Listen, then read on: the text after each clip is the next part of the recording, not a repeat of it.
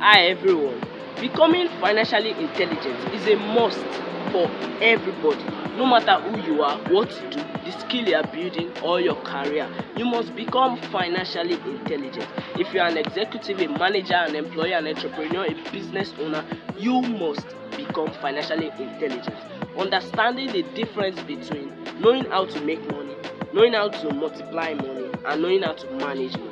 Not everybody know how to make. Okay, everybody know how to make money, but not everybody know how to manage money. Not everybody know how to keep money. Not everybody, only a few know how to multiply money. So in this video, you are going to learn how to become financially intelligent, understanding the basics of money, some habits that you need to reduce. You have to completely stop or reduce them, and how you can start. So in this video of how to become financially intelligent, I outlined 4 practical steps that you can take to becoming financially intelligent. So the first step to become financially intelligent is understand the basics of money. Understanding the basics of money is a way of knowing how money works and how you can make it work for you. When you understand the basics of money, you are understanding what it means to save. You are understanding budgeting. You are understanding investing.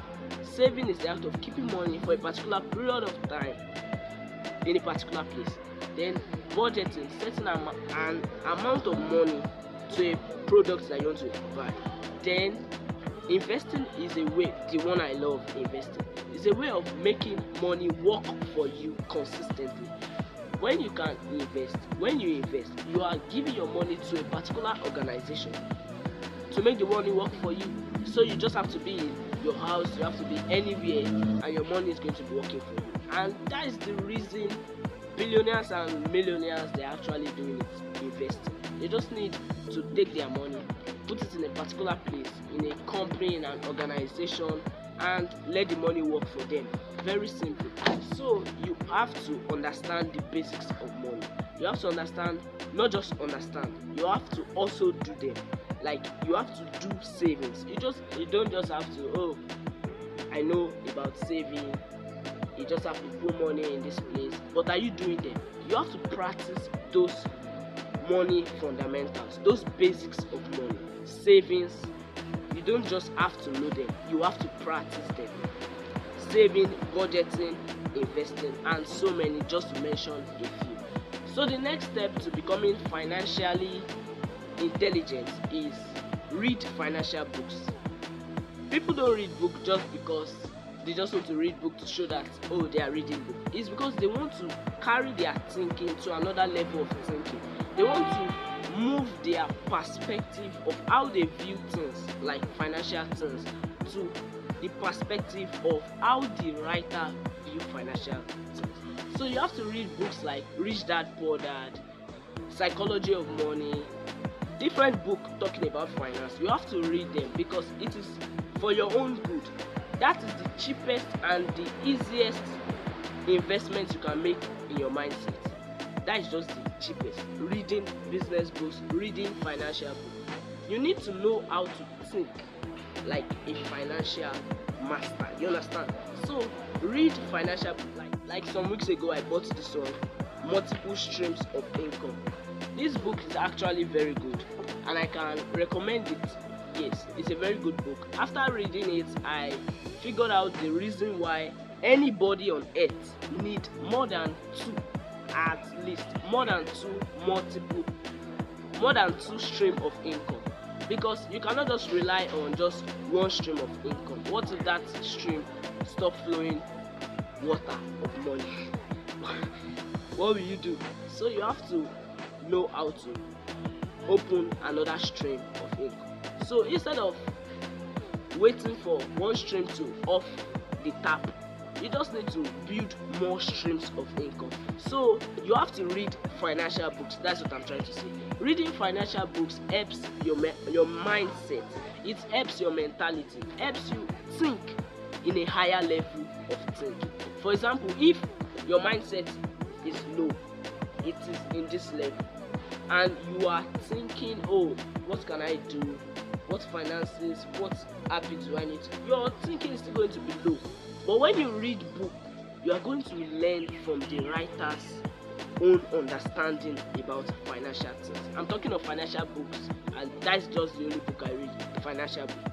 When you read financial books, your financial IQ, that is your financial intelligence quotient, is also going to rise. Very true, it's going to rise. So focus, don't just buy anything because I just want it, I just feel like buying it. No, start investing in your mindset. Start reading books. You understand?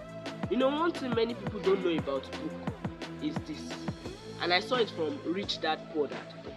Robert Kiyosaki said, money is not taught in school. Very true. There's nothing like money 101. That is very true. But if you have money 101 in your school, I would like to come and join you in your school, because in my own school there's nothing like money 101 or money 202. So he said money is not taught in school. Very true. The only thing that is taught in school is scholastic education, scholastic skills, and professional skills. And with professional skills you can make money. But why is money not taught in school? That's what he said. So the only place that you can get financial education, the only place where you can get education about money, is from the people that has either built their businesses, people that have faced everything in life, about business, about finance, about spending, about negotiating, about saving, about investing, just like Warren Buffett, the greatest investor of some time. So you have to read their book. All their secrets is inside their book. You have to start reading books, because books are not just papers, they are assets. And asset is anything. I'll talk about that in my next content, asset and liability, where I'll talk about understanding the difference between an asset and a liability. So book is an asset, and anything that is an asset, that is what you have to start investing your money in. And the cheapest, the greatest, the fastest, the best investment you can make in this world is investment in your mindset. You will need to start investing in your mindset by reading financial books, reading good books, not just scrolling and be laughing, scrolling and be laughing. No, I normally pity people who actually scroll every day on social apps, just scrolling and be laughing and be liking. Don't you know that those people that you are liking their posts, they are becoming more famous? Yes, you don't know. They are becoming more famous. Instead of just liking people posts, checking people posts, why can't you start investing in your mindset by reading books, by reading good books, not just any book, by reading good books? You can start investing in your mindset. So the next step, which I outlined to become financially intelligent, is avoid lifestyle inflation. First of all, what is inflation? Inflation is the persistent increase in price of a particular thing. So when I say avoid lifestyle inflation, it means when your lifestyle is increasing, you are increasing the amount of money that you begin to spend. For example, there are some people in their office, when they are being promoted, they are now making extra income. They will tell themselves, I've been spending, let's say 1 million a month on shopping, on clothes, on food. Since my salary has doubled or tripled, I can now be spending at least 3 million. That is actually lifestyle inflation, which is very bad. It's very bad. You should not increase the price of your lifestyle. You should not increase the price of your lifestyle. It's not sensible increasing the amount of money you make because you are now making extra income.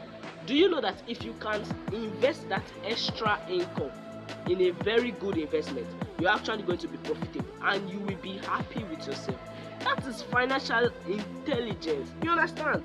When you can tell yourself, this extra income I'm making, as I'm spending 1 million in a month, I'm actually going to find ways to reduce my spending. That is just the point. Avoid lifestyle inflation. Don't make your lifestyle become more cost with the growth you reach. Don't let your lifestyle become more cost with the growth you reach. So with every growth, tell yourself this extra income is actually going to this and this investment. Don't spend them. Don't increase your lifestyle spending. It's not actually sensible. So tell yourself this amount of money, this extra income will go into this investment.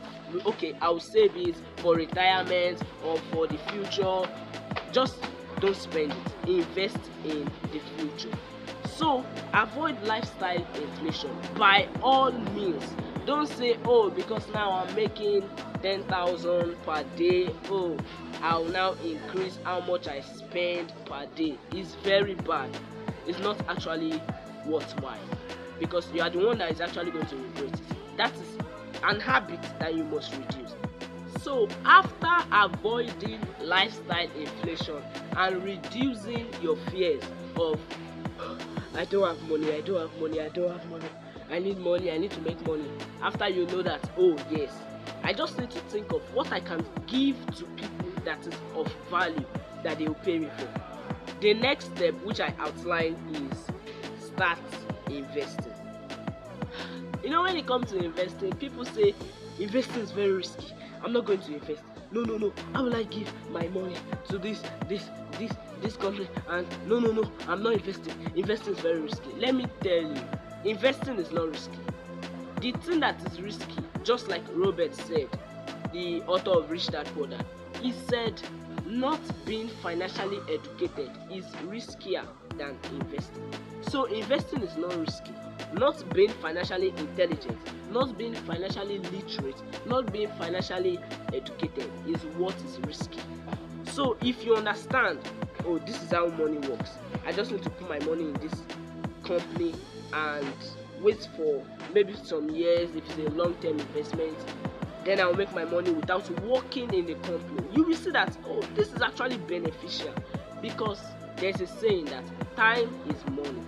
So if it requires you to give up your time just to make money, it is good, but not too good. But if you can give your money to a particular place, and within time you are going to make money without doing anything, without wasting your own time in a particular organization, without wasting your time, that is investing, and that is very good.